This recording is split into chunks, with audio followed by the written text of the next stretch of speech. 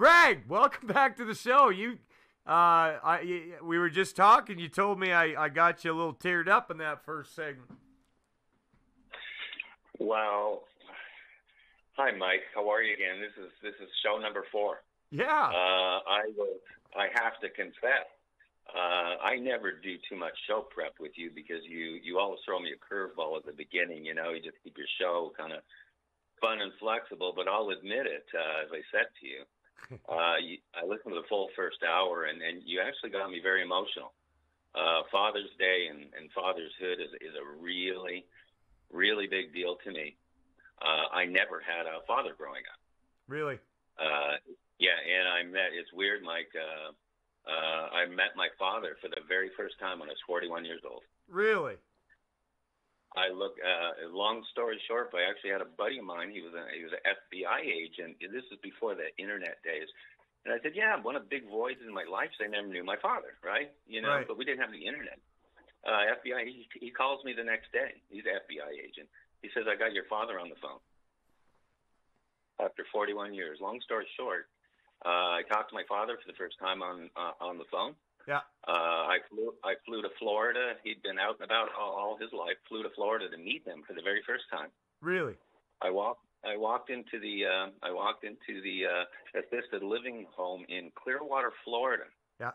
This guy lived 40 minutes from where I lived for 3 years in Venice, Florida.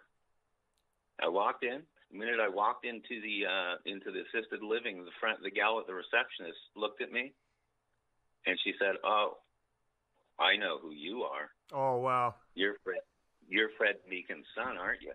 And anyhow, met him. But what I wanted to share with you now, real quick, is I have 3 sons. I have a 42-year-old, God love him, and twin boys who are 32.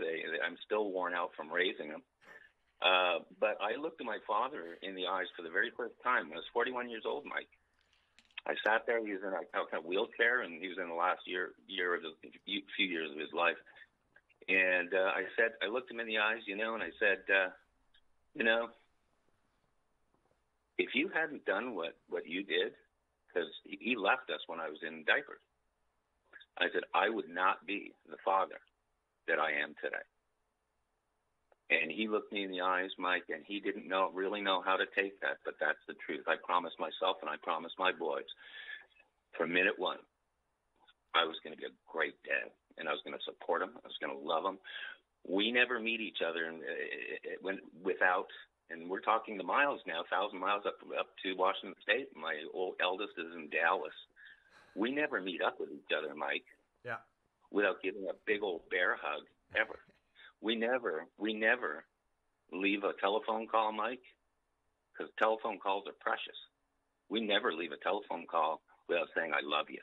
That's same as me and my dad did it just this morning, Greg. Well, anyone that says that you can't hug your kids, you can't say, I love you, just talk to my 3 boys, okay? And I'm sure we have another little bit of a show to get on with, but I really wanted to reach out to you to tell you how moved I was in your first half, Mike. I really, really know what it meant to you, and I want you to know what it meant to me. Yep. No, that's right.